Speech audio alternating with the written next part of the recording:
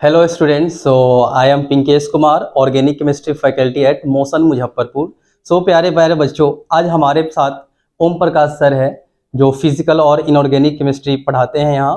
तो बेसिकली आज हम लोग इसलिए ये वीडियो बना रहे हैं ताकि आपको इम्पोर्टेंट्स इन्फॉर्मेशन जो कि अब हमारे पास सिर्फ और सिर्फ 7 to 8 डेज रह गए हैं प्रिपरेशन के लिए।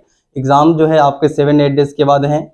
तो इन 7-8 डेज के अंदर में हम लोग क्या क्या कर सकते हैं, क्या क्या इंपॉर्टेंट टॉपिक्स है जहां से क्वेश्चंस रेगुलर पूछे जाते हैं, तो उन टॉपिक्स के बारे में हम बात करेंगे। तो फर्स्ट अभी हम लोग डिस्कशन करेंगे कि कहां से आपको ज़्यादा रिवीजन करना चाहिए, किस किस टॉपिक से आपको क्वेश्चंस ज़्यादा पूछा जाता है। ठीक है, तो हम ओम प्रकाश सर से चलिए पूछते हैं फिजिकल और इनऑर्गेनिक के बारे में। तो ओम प्रकाश सर, आप ये बताइए कि अब 7 to 8 डेज रह गए हैं बच्चों के लिए, तो फिजिकल और इनऑर्गेनिक के लिए जो है कौन कौन सा इंपॉर्टेंट टॉपिक है, इंपॉर्टेंट पॉइंट्स है जो इन 7 to 8 डेज में बच्चों को फोकस करना चाहिए ताकि वहां से स्कोर कर सके बच्चे। चलिए सबसे पहले बात करते हैं फिजिकल केमिस्ट्री का। तो फिजिकल केमिस्ट्री का जो 11th का सेक्शन है, जो कि फर्स्ट चैप्टर है मोल 1, वो एक्चुअल में फिजिकल का सबसे बेसिक चैप्टर माना जाता है। इसके जो फॉर्मूले होते हैं मोल निकालने के, जो अदर चैप्टर में यूज होता है, सबसे पहले तो उसको ध्यान देना चाहिए। इसके बाद आता है एटॉमिक का। एटॉमिक एक लेंथी चैप्टर होता है, उसमें जो लास्ट का सेक्शन है श्रोडिंगर वेव इक्वेशन और क्वांटम नंबर वाला, उस पर ध्यान देना चाहिए। और बोर थ्योरी के जो भी फॉर्मूले होते हैं उस सब पे क्या होना चाहिए, वो सारे फॉर्मूले एकदम याद होना चाहिए, क्योंकि कभी कोई क्वेश्चन क्या होता है डायरेक्ट फॉर्मूला से पूछ देता है और उसमें जस्ट वैल्यू पुट करना होता है और कंपेयर करके आंसर निकाल लेना होता है। इसके बाद आता है जो थर्ड चैप्टर है गैसियस स्टेट। गैसियस स्टेट उतना इंपॉर्टेंट नहीं है। यदि आइडियल गैस को देखें तो कभी भी बहुत ही कम क्वेश्चन होता है जो पीवी इक्वल टू एनआरटी से पूछा जाता है। यदि क्वेश्चन पूछता ही है तो वो पूछेगा पॉजिटिव डेविएशन, नेगेटिव डेविएशन, मतलब जो रियल गैस होता है उससे उससे क्वेश्चन आता है। इसके बाद आता है जो फोर्थ चैप्टर है इसका फिजिकल का, वो है थर्मोडायनामिक्स। थर्मोडायनामिक्स के दो पार्ट है, एक है thermodynamics, next part second part है थर्मोकेमिस्ट्री। तो थर्मोडायनामिक्स में बहुत सारे कम्प्लेक्स क्वेश्चन बनते हैं उस पर, जैसे वर्क डन निकालना, बहुत सारे डिफरेंट प्रोसेस के लिए, तो वो एक कम्प्लेक्स पार्ट बन जाता है। लेकिन जो थर्मोकेमिस्ट्री होता है जिसमें सिर्फ कैलकुलेशन करना होता है डेल्टा एच का नॉर्मली, वो इजी पार्ट होता है। तो जिन बच्चों को थर्मोकेमिस्ट्री या थर्मोडायनामिक्स टफ लग रहा हो तो उनको क्या करना चाहिए, केवल थर्मोकेमिस्ट्री पे फोकस करना चाहिए। इसके बाद बात करते हैं इक्विलिब्रियम की। इक्विलिब्रियम के भी दो पार्ट है, एक है chemical equilibrium and ionic equilibrium. Ionic equilibrium में यदि आपको फॉर्मूला पता है, ठीक है, इसके भी 4-5 सेक्शन होते हैं जो कि टफ, नॉर्मली बच्चों को टफ लगता है, क्योंकि जब हम सॉल्ट हार्डवेयर से पढ़ते हैं तो उसके फॉर्मूले क्या होते हैं एक दूसरे से बहुत ही ज़्यादा मैचिंग में होते हैं और थोड़ी बहुत डिफरेंस होता है, वो कन्फ्यूजन क्रिएट करता है। लेकिन जैसे बफर सॉल्यूशन है, सोलिबिलिटी प्रोडक्ट है, इस तरह क्वेश्चन होते हैं, इजी होते हैं। बस हमको ये पिक करना होता है कि किस टाइप का ये क्वेश्चन है। जैसे एसिडिक बफर का है तो एसिडिक बफर का फॉर्मूला लगा ले, सिंपल से बन जाता है। बेसिक बफर है तो बेसिक से बन जाता है। इसके बाद यदि बात करें केमिकल इक्विलिब्रियम की, तो केमिकल इक्विलिब्रियम में जो मेन पार्ट होता है, सबसे जो इजी क्वेश्चन आते हैं और क्वेश्चन पूछते भी उससे, वो होते हैं ली चैटरजी प्रिंसिपल से, कि सिंपली कि रिएक्शन फॉरवर्ड जाएगा, बैकवर्ड जाएगा, रिएक्टेंट ऐड करेंगे, प्रोडक्ट ऐड करेंगे या जो भी करेंगे। तो उसके केमिकल इक्विलिब्रियम में एक्चुअली बहुत सारे पार्ट हैं उसके, रिएक्शन क्वेश्चन निकालना, के निकालना। लेकिन सबसे इजी जो पार्ट है ली चैटरजी प्रिंसिपल, मुझे लगता है कि लास्ट टाइम में आके केवल उस पार्ट को फोकस करना चाहिए, जिससे कि वो इजी भी क्वेश्चन आते हैं और बन भी जाते हैं। अब बात करिए यदि रेडॉक्स का, तो रेडॉक्स में जो क्वेश्चन पूछता है वो थोड़े बहुत यदि टिपिकल पूछना होगा तो वो टाइट्रेशन पूछेगा। यदि वो टफ लग रहा है तो कम से कम एटलीस्ट जो ऑक्सीडेशन नंबर निकालना हो, या ये पता करना कि कौन सा रिएक्शन जिसमें रेडॉक्स हो रहा है या कौन सा रिएक्शन ऐसा है, ऐसे क्वेश्चन पूछ लेते हैं। 4 ऑप्शन दिए होते हैं, इसमें से कौन सा रिएक्शन रेडॉक्स नहीं है या कौन सा रिएक्शन रेडॉक्स है, उस पर क्वेश्चन पूछते हैं। कम से कम ऑक्सीडेशन नंबर कैसे निकालते हैं वो पता होना चाहिए। अब बात करें सॉलिड स्टेट में, जो कि जनरली बच्चों को टफ लगता है, इसमें भी जो मेन क्वेश्चन पूछते हैं वो इम्प्योरिटी वाले जो होते हैं, वॉइड्स वाले, उस पर क्वेश्चन पूछते हैं। तो कम से कम एटलीस्ट वो पता होना चाहिए इसके लिए। फिर आता है लिक्विड सॉल्यूशन में। तो लिक्विड सॉल्यूशन में जो 4 प्रॉपर्टी है, 4 प्रॉपर्टी पता होना चाहिए, क्वालिटेटिव प्रॉपर्टी होते हैं वो। और उससे जो सबसे ज़्यादा क्वेश्चन पूछता है वो पूछता है सॉल्यूशन, टाइप्स ऑफ सॉल्यूशन पे, कि कौन सा आइडियल है, कौन सा नॉन आइडियल है, कौन सा पॉजिटिव डेविएशन शो करेगा, कौन सा नेगेटिव डेविएशन शो करेगा। इसके बाद आता है सीकेटी। तो सीकेटी में मेनली क्वेश्चन पूछता है कि जो फर्स्ट ऑर्डर होता है और जीरो ऑर्डर होता है उस पर, ठीक है। जैसे कि फर्स्ट ऑर्डर में मेनली पूछेगा कि यदि कुछ टाइम दिया होगा और इस पर रहता है कुछ टाइम के बाद, जैसे 20 मिनट्स के बाद इतना कंपोजिशन बच गया है तो 30 मिनट्स के बाद कितना बचेगा, तो उसके लिए फॉर्मूला पता होना चाहिए, जो इंटीग्रल फार्मूला होता है इंटीग्रल फॉर्म में, वो पता होना चाहिए। इलेक्ट्रोकेमिस्ट्री में ये भी एक लेंथी टॉपिक होता है, और इसमें जो सबसे मेन जो फोकस जो होना चाहिए वो होना चाहिए टाइप्स ऑफ जो सेल होते हैं उस पे, जो कि जिसके इजी क्वेश्चन बनते हैं, और वो सिंपली बहुत कम टाइम में ये सॉल्व भी हो जाता है।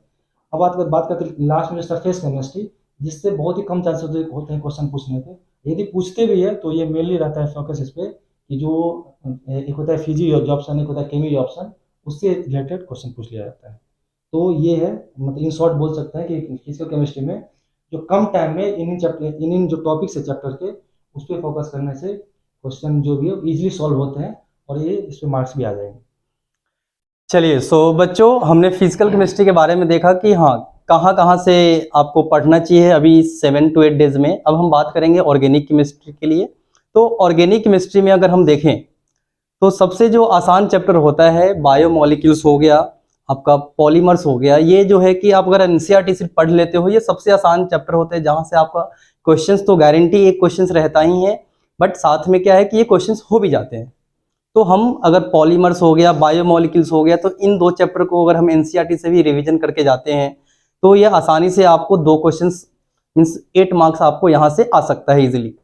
इसके अलावा अगर हम बात करें तो रिएक्शन मैकेनिज्म में अभी इस टाइम में आपको जो चेन रिएक्शन होता है, जैसे कि अपन करते हैं ना, A to B में कन्वर्ट हो रहा है, B to C, C to D, अगर हम उस टाइप के क्वेश्चंस को प्रैक्टिस करें तो उससे क्या है कि आप आसानी से क्या होगा कि बहुत सारे कॉन्सेप्ट्स को एक रिएक्शन के अंदर में रिवाइज कर सकते हो। साथ ही साथ आपको और भी, जैसे रिएजेंट है, तो सबसे इंपॉर्टेंट चीज है कि अगर कहीं पर भी कोई रिएक्शन दिया गया है, अगर आप रिएजेंट के बारे में जानते हो, डिटेल्स जानते हो कि हाँ कोई रिएजेंट गिवन है, अगर उसका फंक्शन क्या है, कहने का मतलब ये है कि आपको इनडायरेक्टली क्या करना है कि रिएजेंट और उसका फंक्शन अगर दोनों आप याद रखते हो definitely, because JEE mains level पे यहीं तक क्वेश्चंस रहते हैं, ज्यादा वो डीपली नहीं जाते हैं।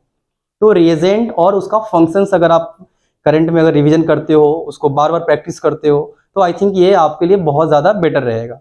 इसके अलावा अगर जीओसी, आइसोमेरिज्म और आईयूपीएसी से देखें तो ये सारे क्या है, बेसिक्स चैप्टर है जो कि आपको आना चाहिए, और इससे भी क्वेश्चंस आते हैं। जैसे जीओसी है तो 1-2 क्वेश्चंस आपको एवरी ईयर आपको मिल जाते हैं, 1-2 क्वेश्चंस, और ज्यादातर देखेंगे आप क्वेश्चंस तो एप्लीकेशन से आते हैं questions, applications of electronic effect, जहां से क्वेश्चंस पूछे जाते हैं, जैसे एरोमेटिसिटी है, स्टेबिलिटी ऑफ कार्बोकेटायन है, स्टेबिलिटी ऑफ कार्बन आयन है, एसिडिक स्ट्रेंथ से पूछे जाते हैं। तो ये सब क्वेश्चंस जो है ज्यादा आते हैं, तो इनको आप बार बार रिवीजन करोगे तो ज्यादा सही रहेगा।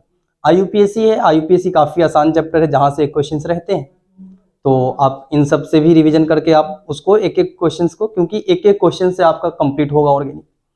तो आइसोमेरिज्म है, आइसोमेरिज्म से भी आपको 1 क्वेश्चंस 2 क्वेश्चंस मिलते हैं। जनरली जो क्वेश्चंस आते हैं वो आपके स्ट्रक्चरल आइसोमेरिज्म से पूछे जाते हैं, लाइक कि जैसे कोई फॉर्मूला दिया गया है, टोटल पॉसिबल स्ट्रक्चर्स कितने होंगे काउंट करके बताना होता है, या फिर आपका ऑप्टिकल आइसोमेरिज्म से पूछे जाते हैं आरएस कॉन्फ़िगरेशन से, है ना। तो इन सब टॉपिक्स पे अगर हम फोकस करें इन 7 to 8 डेज, जहां से क्या कि हमें इफेक्टिव हो, वो आपका मार्क्स इंक्रीज करे। बिकॉज अब जो 7 to 8 डेज है, इसमें हम न्यू चैप्टर्स, न्यू टॉपिक तो कर नहीं सकते, बट हम इंक्रीज कर सकते हैं एफिशिएंसी, एक्यूरेसी।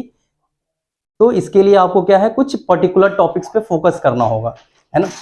तो अब चलिए हम चलते हैं फिर से ओम प्रकाश सर के पास और सुनते हैं इनऑर्गेनिक के बारे में कि हाँ इनऑर्गेनिक में क्या क्या इंपॉर्टेंट चीज है। चलिए। तो इनऑर्गेनिक की बात करें तो 11th में जो सबसे इंपॉर्टेंट पार्ट होता है 11th का इनऑर्गेनिक का है, वो 2 चैप्टर माने जाते हैं। एक होता है केमिकल बॉन्डिंग और second one is periodic table. तो केमिकल बॉन्डिंग तो मस्ट ही है इसको प्रिपेयर करना, और पीरियोडिक टेबल इसलिए मस्ट हो जाता है क्योंकि यदि आपको पी ब्लॉक या एस ब्लॉक और डी ब्लॉक यदि नहीं पढ़े या नहीं पढ़ने का टाइम मिल रहा है आपको, तो एटलीस्ट कम से कम पीरियोडिक टेबल पढ़ के जाना है, क्योंकि ये जो ब्लॉक केमिस्ट्री होता है उसका बेसिक कहाँ से आता है, पीरियोडिक टेबल से आता है। जो भी ट्रेंड्स होते हैं, जैसे रेडियस की बात करें या आयनेशन एनर्जी की बात करें या इलेक्ट्रोनेगेटिविटी की बात करें, तो हर एक ब्लॉक केमिस्ट्री में जो स्टार्ट होता है ये इन्हीं प्रॉपर्टी से होता है, जो कि कहाँ पढ़ाया जाता है, पीरियोडिक टेबल में, और इसको यही पढ़ना है।